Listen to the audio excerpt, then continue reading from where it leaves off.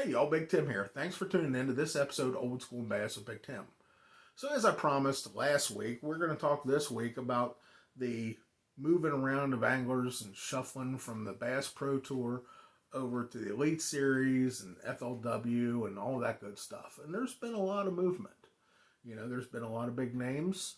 So the first big name that I'm going to bring up is Scott Martin. We talked about it earlier in the year. That Scott was going to fish the Bassmaster Open trail and hope for an Elite Series bid. And he did it. Now, to hear him say it, he did it by the skin of his teeth. And I guess by the points, he kind of did. He fished a lot of lakes that he's not familiar with. Particularly some of those Coosa River impoundments and stuff like that. But he got the job done. So it's going to be really interesting to see what he does over on the Elite Series this year. Granted, I'm not a fan of all the flash and everything that he does, but the guy sure can't catch him. I mean, let's face it, he's got, I think he's got 2 FLW Cup wins, along with other FLW wins. I mean, the guy, top notch. He's really going to be a credit to the Elite Series, I think, this year. And some of the other folks are really going to give the Elite Series more clout and a better reputation. We talked about Jason Christie moving over. That's definitely happening. Greg Hackney is moving from the Bass Pro Tour back over. That's no surprise because Hackney's a big fish guy. He doesn't like to catch 5, 10, 15, 20, 1 pound, 2 pound fish. He wants to catch 5 big ones, regardless of what big means, depending on where you're at. Big is different.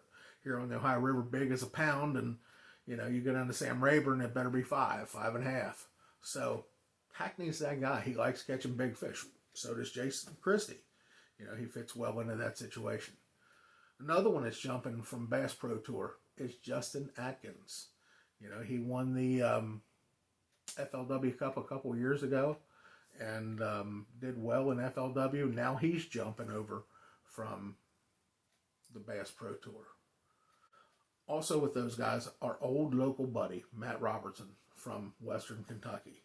Now, Matt, like I've said before, he's a really, really good guy.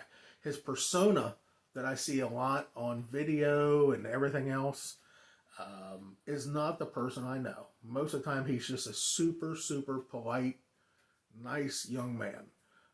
And I know he likes to put off a little, I guess, arrogance, you'd say.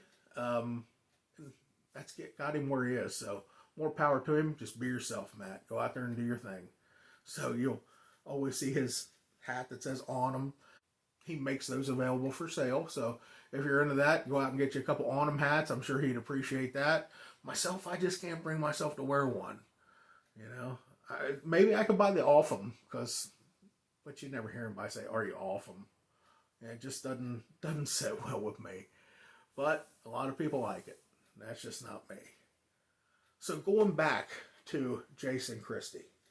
Yes, he's jumping back over to the Elite Series.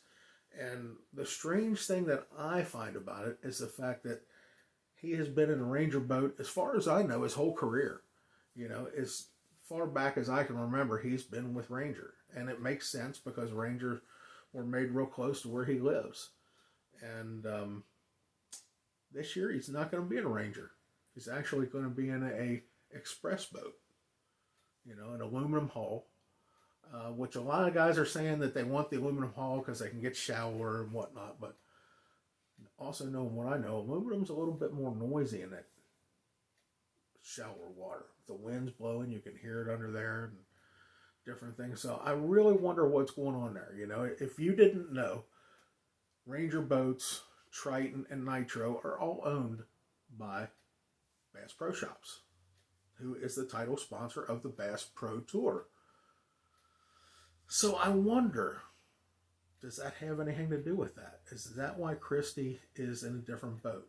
Since he left, his contract was up with Ranger. They didn't want to re-up since he's not fishing the Bass Pro Tour. I don't know. It's one of those you have to really question. So I don't know the answer to that, but I do know that you're seeing fewer and fewer Triton, Ranger, and nitro boats in the Elite Series.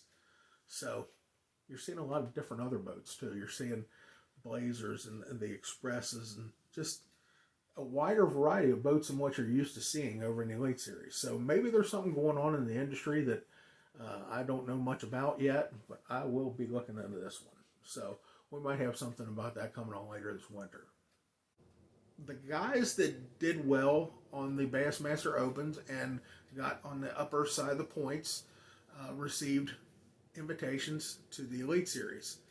And so far, everyone that I've followed and looked at social media or whatever else have accepted their invitation to the Elite Series. So that means the Elite Series is going to get a few more participants this year. And honestly, I don't know what the number is right now. I would like to see it be 100 even. Not 101, not 99.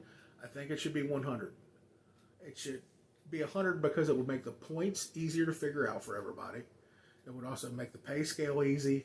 And just, I don't know, just 100 is a great round number for that situation. So, I can't remember what they're at now. I want to say they're at 88, plus we just added all these. So, I don't know if we're going to go to 100 or not, but that's what I'd like to see. 100 of the greatest elite anglers. And let me tell you, they're starting to get a bunch of bigger names back in there. The guys that have been on there for the past couple of years, they're proving themselves to be great anglers as well. They will be household names soon. So, the Elite Series, man, I'm telling you, I still think that's where it's at. If you want to be known, if you want to do well for your sponsors, I think you have to be in the Elite Series. But, you know, there's guys over, look at Wheeler and people like that over Jordan Lee, you know, over at the Bass Pro Tour. They're still doing pretty good too. So, I guess it's a matter of opinion. I'm a guy, I like that 5 big fish. I like showing up to the stage, holding them out, and I do understand the conservation issues, being able to release them right there on the spot when you catch them.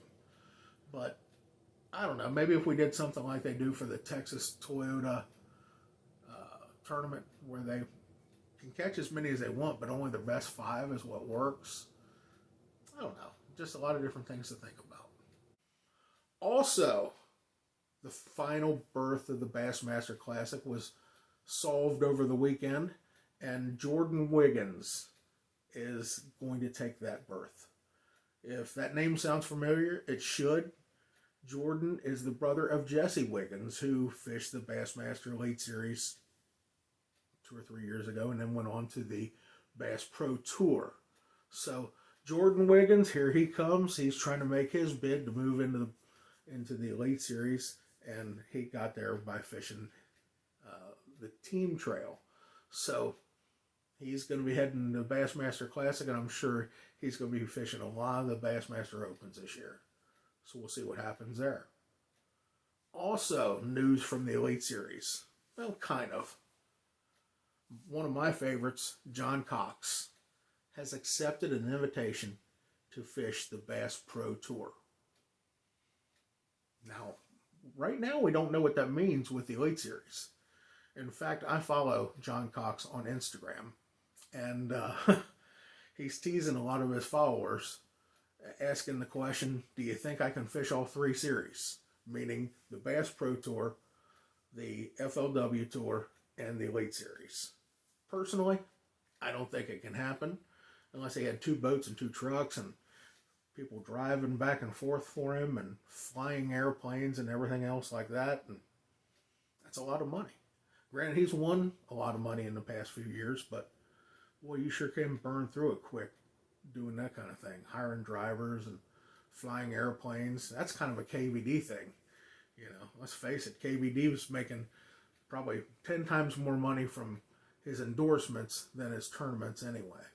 So, who knows? I don't think John Cox can do the Elite Series and the Bass Pro Tour, but you never know. I mean, never thought John Cox would fish both the Elite Series and the whole schedule of FLW either, but he did, and did well at both. So, who knows?